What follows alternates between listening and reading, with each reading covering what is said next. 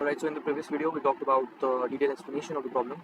So what we had to do is basically we were given two trees and we had to, from tree 1 we had to connect all the nodes with any node of the tree 2 in order to maximize the possible number of nodes target to node I from the tree 1, right? So it's also given in the problem what is the target, node U is target to node V if the number of edges on the path from U to V is less than or equal to K. So this was the this I had shown you the diagrammatic explanation of the problem on the sketchpad, right? So basically now let's move on to the algorithm that we're going to be using.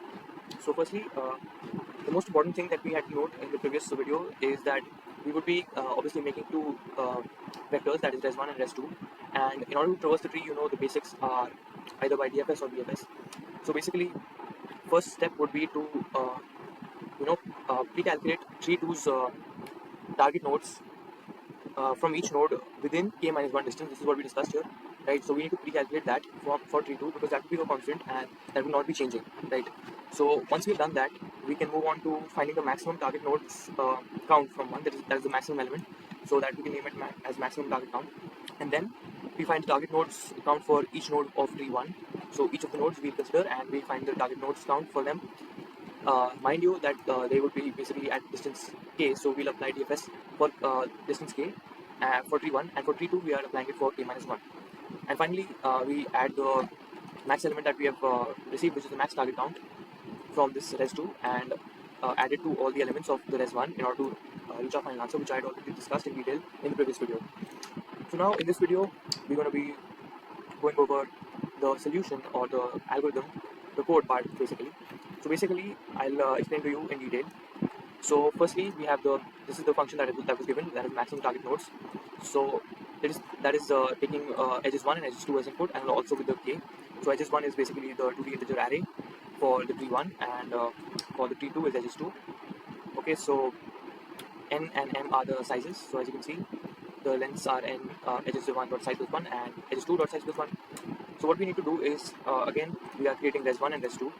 So res1 is basically storing the target nodes count from each node in tree 1 within k distance, while as I told you for res2 we are calculating for distance of k minus 1. So it stores target nodes count from each node in tree 2 within k minus 1 distance. And find count is the function for which we'll discuss later. This is the find count function. So basically we have first initialized these, and res1 and res2 would be stored in these two, and then we take the maximum target counter which would basically be added in res1, right?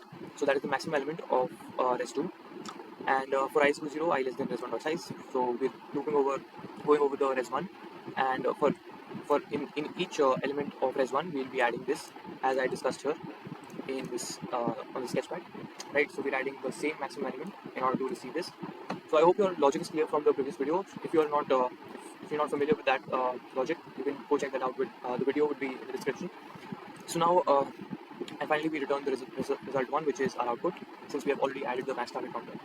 So now what we are doing is moving on to the function find count. So that would be taking edges and d distance. So n is basically the size of this edges, and now we're basically just converting it to adjacency list representation, which is for the graph.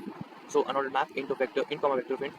So this would map our make our adjacency list. So u is e of 0, which is edges of 0, and v is e of 1. So we make the adjacency list. Now we need to convert it into the graphical format, because we'll be applying either BFS or DFS. So we store the result in basically the vector, and it would result in the result vector. So that would be the output, and we will make a boolean vector which is for marking the visited, so of size n, and filling it up with false because none of them are initially visited. And for each of those nodes we'll be storing them in the result, so we'll be applying DFS and storing it. So DFS on node I, and we'll pass the adjacency list here and the distance d, and also the current node's parent, since we will be checking whether the node's parent has been basically already traversed or not. So initially for this it would be -1, so we're just initializing it. So this result would have -1 in all of the indices. Now we apply DFS, so this is a recursive pattern. So in DFS, if d less than 0, we return 0, int counter is equal to 1, we are basically making the current node, which is the root node, which is basically the root. So let me just make it here. So root counted as 1, root node as 1, counted as 1. Now we go over all the neighbors of the root node, which is basically from the adjacency list. We go over all the neighbors, right, and check if the neighbor is not equal to current node's parent. Then we apply the recursion, that is, we'll add the counter plus is equal to dfs, and the distance would obviously be d minus 1, since we've already gone through that node itself, so we'll be moving to d minus 1 distance. And finally, when we come out of this loop, we return the counter. And this is basically the DFS version. And if you want to see the BFS version, the same thing applies. So there's nothing new here. In BFS, we're taking the root, the unordered map, adjacency list representation, and D and N. Obviously, we'll take a queue which will store basically the distance and the node. So that is why we take a pair of int, comma int. Then we push the root and the distance, which is 0, and vector bool visited vector we've made, and then we initialize the root is already visited, so this of root is equal to true. Then int counter is equal to 0. We are counting the target nodes in this variable. Now we'll basically the same template we use for BFS, which is while the queue is not empty, current is q.front.first, and distance is equal to q.front.second. Then pop it. If distance greater than d, then we continue. So basically this is the case where the distance basically goes over the distance that is the threshold, so we won't be considering it, that is why we continue. And if that is not the case, we increase the counter, include current node in the target node's count, because the current node would obviously be considered, as we've talked about it in our previous video.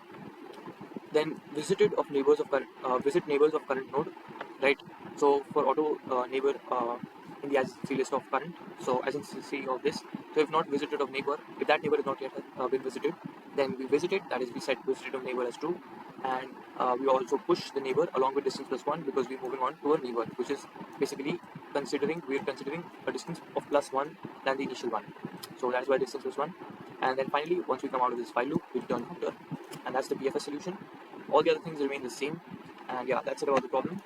So thank you guys.